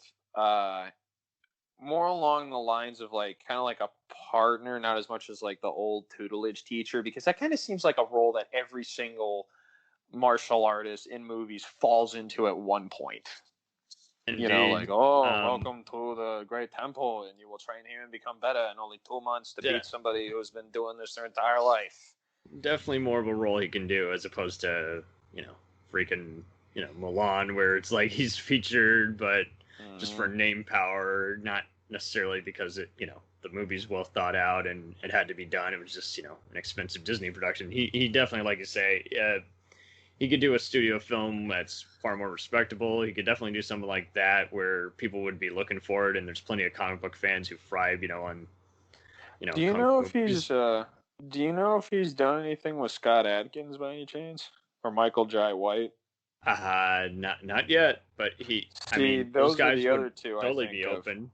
Yeah, they definitely would be the first to definitely jump on an international project, and so, I'm sure Donnie, he might even shoot something cheaper in like Toronto or maybe Brazil. As long as it's not in the middle of the States and it's just, again, a controlled studio environment, he definitely would work with those guys, and they would gladly do it too, because Jay White can't keep doing all these stupid related and name only sequels, and Scott. No, not exactly. It gets tough after a while. Right. Can we pick a? Come on, buddy. You got so much to you. Yeah. But no, I remember. That's the thing too. Like when you look at Michael Gyro, that dude is legit. Like I have heard stories of him plenty of times, like kicking punching bags off their chains and stuff. Like he's really is one serious ass Jay kicker. is the man, and he's earned our respects just also by how he even interprets his various characters in these, Tarantino type movies. And Scott, he'll fess up too. I mean, and it's cool how the Adkins Undisputed podcast has been able to kind of get him to weigh in on it, because he is doing what a lot of these B-movie and independent actors are doing, where they are looking at what speaks. Yuri Boyka, undisputed. I am the greatest fighter in the world. Yuri. And so, like you say, I mean, Scott has, on occasion, he's done a shit ton of movies every year, and sometimes some of them have been a little too much for our taste. Some of them have even just been ones where it's like the fighting just wasn't very well displayed, and he didn't have any creative control, so he just shrugged it and just said, "Don't promote it." Yeah, because here's the thing: they've done a fight scene together, Donnie Yen and Scott Adkins. That was the conclusion of Ip Man 4. But Ip Man that's 4 right. was so I forgot about that. Yeah. horrible. It was so horrible that I don't count it. You know what I mean? Like that was just a borderline joke. Sometimes that movie, like, yeah, of course the fight scenes were good. They're bound to be, but just I mean, I have seen my 6-year-old act circles around some of the people in that movie. It was like, holy mother, you guys aren't even. It felt like they weren't even trying. Right. It's I'm kind of interesting. I'm kind of interested though to see to really, I would love to see a Michael Jai White and a Donnie Yen fight scene. That would be really freaking good.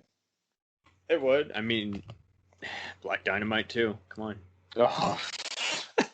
Have him move from the blaxploitation industry into some cheap Filipino movies, and Dynamite. And then he goes to Hong Kong as a backup stunt guy who gets ripped off or breaks his leg, but gets to be in one of the biggest all-star movies of all time. Oh yeah, big time. Well, I know Michael J. Not to take it from Donnie Yen here, but he's another guy who's got black belts in multiple, like Taekwondo and Wushu, and I know Shotokan Karate's in there too. And of course, he's like one of the nicest dudes in the world. Yeah, and he's come a long way, so he's been able to kind of flesh out. Yeah, I don't really get too much stagedness to him, like I get with some of those other guys. Like when The Rock was kind of transitioning from on the wrestler to on Dwayne Johnson, the actor, you did see a little bit of a shoddy transition before he just finally just like, okay, I got to show a bit of my naked self if I want anyone to buy into. I'm talking about me. This is the real me you're seeing. Yeah, big time. And Donnie kind of just was always into it. It's like, yeah, I want your attention, but I also really got a lot that I want to say. And I don't want to just be posing. Exactly. So there was kind of that balance. But The Rock, though, it's like when because of course I grew up watching The Rock. I love wrestling. Yeah. But that, like, he grew up around, his father was a huge wrestler at the time. His father was, he and Atlas, Rocky Johnson and Jake Atlas. Jake, what was his name? Something Atlas? Tony Atlas. There you go. But Tony Atlas, yeah, they were the very first. Black men to win belts in wrestling. Was those two? So that was The Rock's father. His father's side was just all wrestling. Andre the Giant, like he hung out with that guy. And then his mother is of Samoan royalty. His grandfather was a high chief who was also a wrestler. So being in the limelight, cameras, flashing spots, like all that stuff. That's all he wanted because he experienced it. Yeah. Like he grew up in that, a farm. He only time he ever goes, he probably go onto a farm is if he's going to play one in a film. But right. But these other guys like to tie back, kind of go back into Donnie Yen and Jet Li specifically. They were doing huge wushu tournaments. Like there are hundreds and hundreds, sometimes thousands of people that go to these big tournaments. You got all these eyes on you, and you just got to do everything perfectly. So when it came to acting or transit, like, this is what we do all the time. People are staring at me, and I need to perform this perfectly so that they can, one, see how much work I put into it, and two, not have to go, all right, reshoot that, read this, read that. Like the less, yeah. Like, I know, Jackie Chan's a perfectionist, but he knows once he does something well, he's like, we're on to the next scene. We're not going to refix because the lighting was weird or whatever. Like, if I do it right and I get it exactly how we want, we're going to the next one. Alrighty. Well, I think that about sums it up. Right. So, anything you want to promote, go ahead. If not, I guess I'll see you. Well, Next not get-together. really. I mean, I've just been working my butt off, trying not to fall through ceilings and pull, snakes out of places you're not supposed to, and raccoons here and there, and that's been fun. But my Instagram page always has animal facts and education from my career as a zookeeper and what I'm doing now. Like, I'll have educational videos, and I'll have pictures on there as well that'll just be like a picture of my recent example is the Eclectus parrot. It's like 3 or 4 pictures on there, and then there's a brief like fun fact summary of them. It's just one of those things where it's like, it's not politics, it's not it's not what's going on clickbaity or whatever, what's happening today in the White House. What happened to It's just, so and so? yeah, it's just like, can you believe Kim Kardashian's allergic to peanuts? I just don't care. I don't. Why But should this is anyone? just exactly. But I don't have $500 million in my bank account, so apparently there's a lot of people that do. But this was just something I started during the pandemic. My lovely lady gave me the idea, and I started building it up on the sense of just wanting people, if you want to learn stuff. I've always loved educating people on animals on top of watching movies, and that was my career for a long time, was a zookeeper. And I just love teaching people about animals. So fun videos that I've filmed in zoos I've worked at of different animals I've worked with, and all the facts and stuff. It's all on my Instagram page. So if you ever want just something fun to look at and want to learn something new about a tamandua or, a sea snake, or see a video of a hippo or like, that's my Instagram page for you. All right, do tell. So, all right. So it's I'm talking it all up. Maybe I should say how you could find it, huh? That'd be good.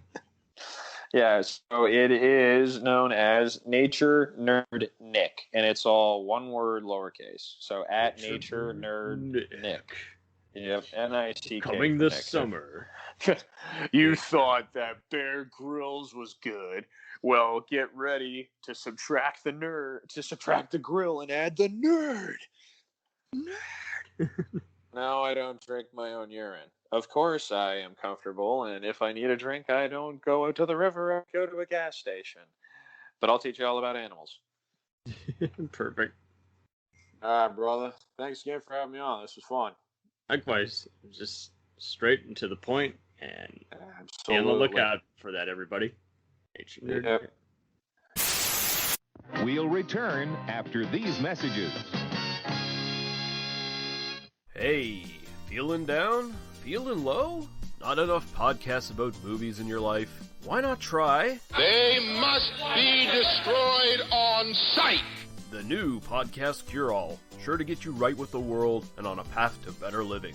We have exploitation, we have Italian horror, we have zombies, we have slashers, we have crime films, we have spaghetti westerns, we even have sci-fi and sex comedies. So take a dose of They must be destroyed on sight. as needed, and let the hosts, Lee Russell, Daniel Harper, Paul Romali, and the odd guest host cure what ails you. Warning, may cause atrophy, African consumption, black fever, bone shave, chin cough, colic, cramp colic, dropsy of the brain, elephantitis, grocer's itch, jaundice, mania, miasma, mortification, palsy, Pott's disease, rheumatism, scurvy, St. Anthony's fire, summer complaint, and worm fit in some people. Consult a physician before listening.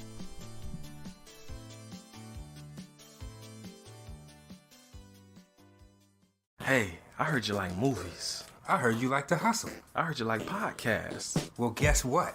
There's a podcast for you out there called The Home Video Hustle. Damn right. Every Friday, we talk about whatever movie PJ picks out the bag. What does that mean?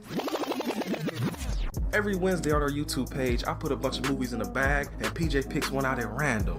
And then we just watch it. We talk about it for maybe like an hour, hour and a half, 2 hours, whatever we feel like doing, wherever the conversation leads us. But do we actually talk about the movie?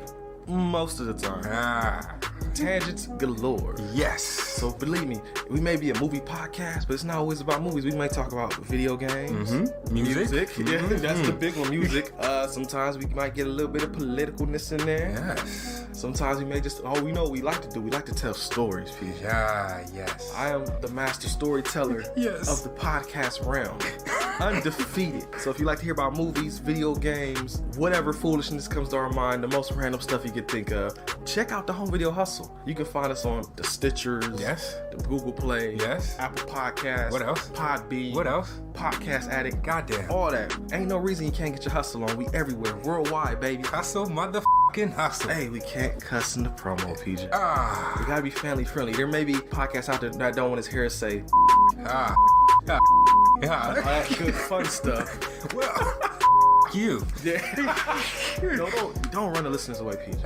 I'm sorry. But this is going kind of long. Yes. So we'll end this and say, hey, check out the Home Video Hustle every Friday on all the various podcast outlets. Peace. Peace.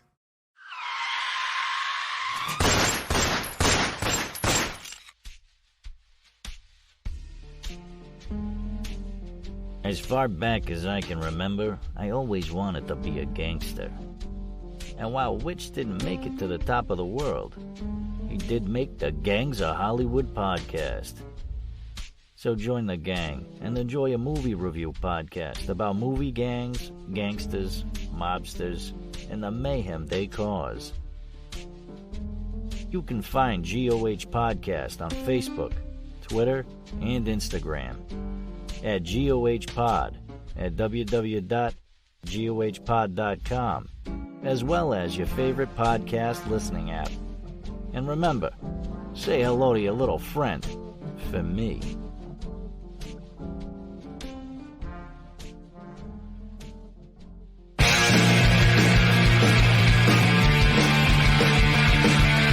If you take two old punk rockers who are past their prime, put them in front of a movie screen and give them a podcast, what do you get?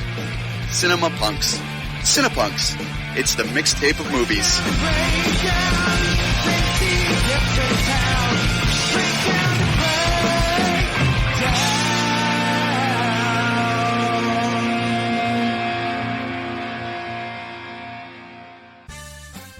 Did you ever see a film at such a young age it left you traumatized with cinematic wounds?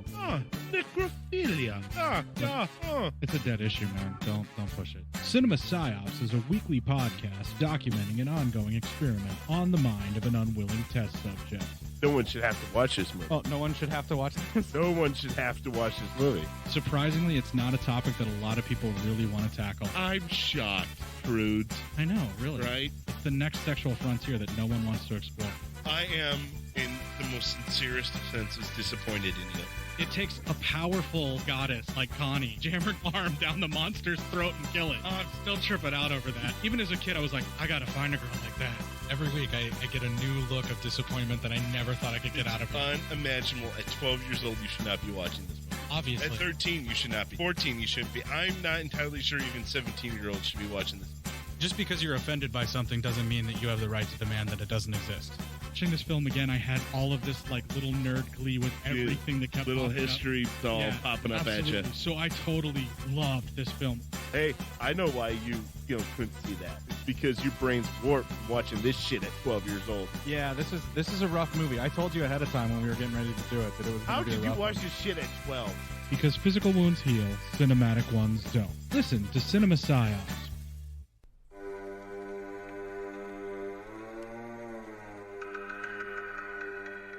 Hey everybody, I'm Corey. And I'm Zach, and we're the hosts of Podcasting After Dark, a cast dedicated to late-night horror and sci-fi of the 80s and 90s, often found on HBO and Cinemax. You know, the movies your parents didn't want you watching as a kid. You can find us every other week on Apple Podcasts, Spotify, Podbean, and Stitcher. This is what you want. This is what you get.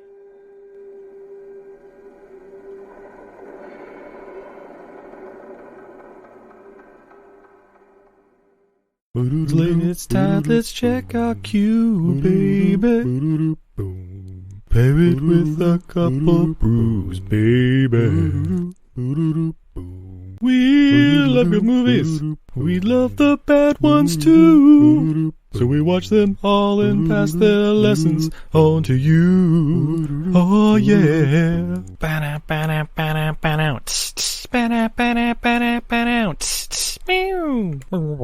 Everything I learned from movies helps to make life a little bit groovy. With a one-last plot holes of gratuitous movies. It's time to get busy with your friend Steve and Izzy. At eilfm.podbean.com. Welcome to Who Was She podcast. I am your host, Tara Jabari. After a decade working in documentaries, marketing, and all things digital media, I found that podcasting is a strong medium to share stories. After years of producing for others, I decided to start my own biographical podcast. Who Was She will focus on the life of a woman throughout Baha'i history. The first season is about Lydia Zamenhof. Lydia's story explores the subjects of the power of language and faith. Her father invented the universal language Esperanto, and she came from a Jewish family and became a Baha'i. She grew up during World War I and was killed during World War II in a concentration camp, despite heroic efforts to save her life. How can one person's life intersect with so many others, connect across borders, and inspire a biography which inspired this podcast? Over the next few weeks, I will share her story with you and the lives that were most affected by her and those who affected her life as well. They include her father, Ludwig Zamenhof, her spiritual mother, American journalist Martha Root, and the Baha'i German soldier Fritz Mako, who worked for the resistance undercover while having to serve the Nazi Party. I want to thank the author Wendy Heller and George Ronald Publishing for their blessing to let me use Heller's biography, Lydia, The Life of Lydia Zamenhof, Daughter of Esperanto, as a main and instrumental resource for this podcast. So please subscribe and learn about this amazing woman who traveled through 3 continents in an effort to bring unity through the power of language. You can also find more information on our Instagram, Facebook, and Pinterest at Who Was She Podcast. Music was composed and performed by Sam Red. I am your host, Tara Jabari. Join us next time as we begin our journey about Lydia Zamenhof.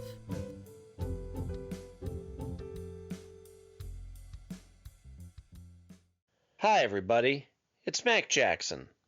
I wanted to invite you to a new site called the Forever Adventure Network. This website has everything. Pictures, videos, blogs. There's original music by Harmony Constant, 2 podcasts. One is the MacGyver podcast, where we celebrate Richard Dean Anderson, his iconic roles, and how it's influenced our lives. There's episode discussions, interviews, and life conversations. The second podcast is the Never Gets Old podcast, where we celebrate all the best things that we love in life, from TV, movies, music, and comics. The site is also the home for the MacGyver SG-1 audio series, an ongoing adventure series that continues the adventures of MacGyver and SG-1. There are also multiple stores to choose from for all of your pop culture and adventure needs. Come on by and check us out today. And thanks for joining the adventure. Are you sick of the same old stale podcasts? Well, then join Vanessa and Darren as they dissect movies of all kinds. The 2 lifelong cinema lovers bring their favorites, curiosities, and first-time watches to the operating table and inject them with a healthy dose of snark. Then there's the waiting room, where they examine books and short stories. So just look for them on Apple Podcasts and where fine podcasts are available. They're part of the Legion Podcast Network. Follow them on Twitter at VD Clinic Pod. Join them on Facebook at facebook.com/groups/VD Clinic Pod. Or email them at vdclinicpod@gmail.com. They're ready to cure what ails you. And still, they just might be a little contagious. We now continue with our program.